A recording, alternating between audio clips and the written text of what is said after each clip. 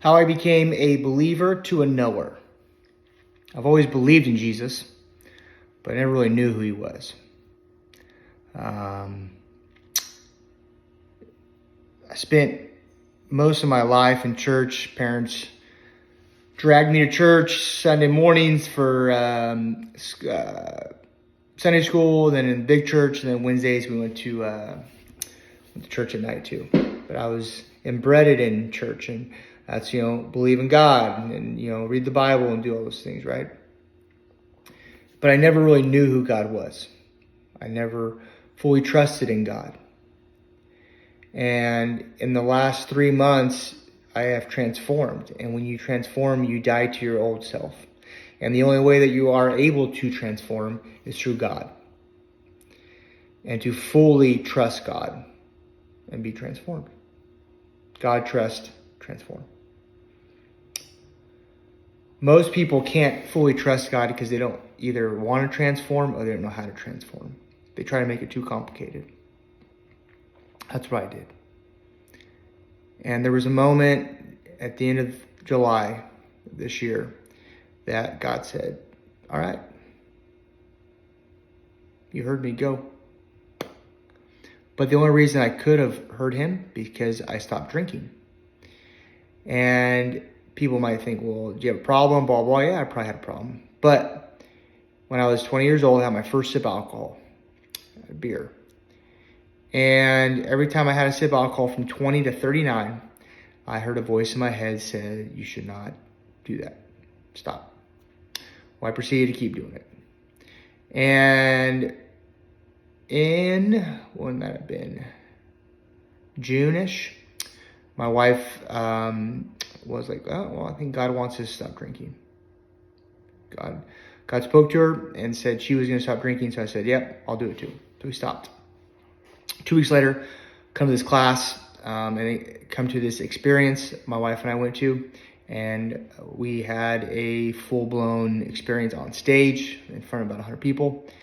And God just opened the door, and it was almost like he was telling me for all these years, like, hey, man, like, I've got you on the path I want you to be on, but you're fucking it up by drinking.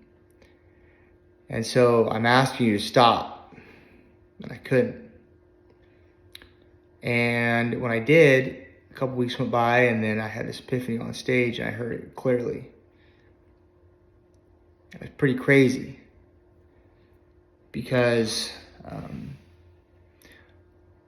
one, what I'm called to do is to lead men out of comfort, to lead married men that wives make more money than them, that they're stuck in a comfortable position. Their wife has taken up the shield of being the man and producing, and men have just gotten soft and let their wives go hunt, and you just kind of sit back and let them take the wheel.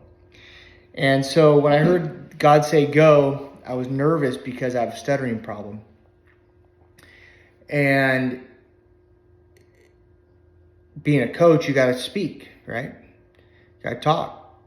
And when I stutter, I feel like an idiot. I feel like I'm stupid. I feel like people think I'm dumb, all those things, right?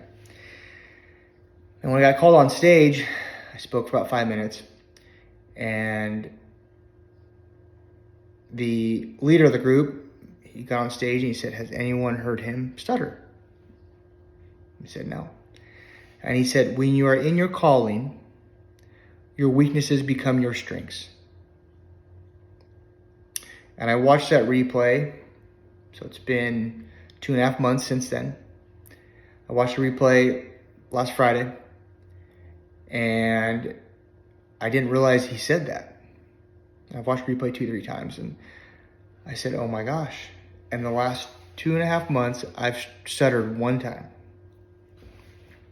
And that one time was, we were in Vegas a couple weeks ago for my anniversary. And had a couple drinks, totally fine. But we were sitting at a restaurant towards the end of the night, and I was going to order another one. And I heard the voice say, don't do that. You're good. But I turned to the bartender. I said, I'll have another one. So I took one sip of it, and I tried to talk to my wife. I started stuttering. I couldn't get it out. I didn't realize it at the time. I drank like 2 more drinks, didn't drink the whole drink, and I'm done. So I watched that about a week later, and I was like, oh my gosh. Like, when I'm in the calling, I don't stutter. But when Mark wants to do what Mark wants to do, God kind of like goes a little tighter on you, make it a little tougher on you. Let's see how tough I can make it on you before you open your eyes. And I was like, oh my gosh, it's crazy. And now I know God, and now I listen to God. I might not know the Bible verses, I might not know all the things, but I do know there is God. I do know He speaks to me. And when He speaks, I go. Some people might go, oh, you know, how do you know it's God, blah, blah. And me, I'm just going. Because it requires me to be disciplined. It requires me to live in integrity, stop lying to myself and others. And when you do that, you get clarity about what you want. You can have conversations with people. You can have visions. You can know that things are going to happen. Even though it might not be the best time right now, you might not be the best financially, you might not have the best body right now, or those things, but it will come. Because I am disciplined and I envision it. And I'm not lying to myself about where I'm at and what I'm doing. So if you would like that certainty, if you would like to know how those habits are done and how we do those on a daily basis, weekly basis, monthly, and then yearly, comment below, and I'd love to set up a conversation with you. So have a good day.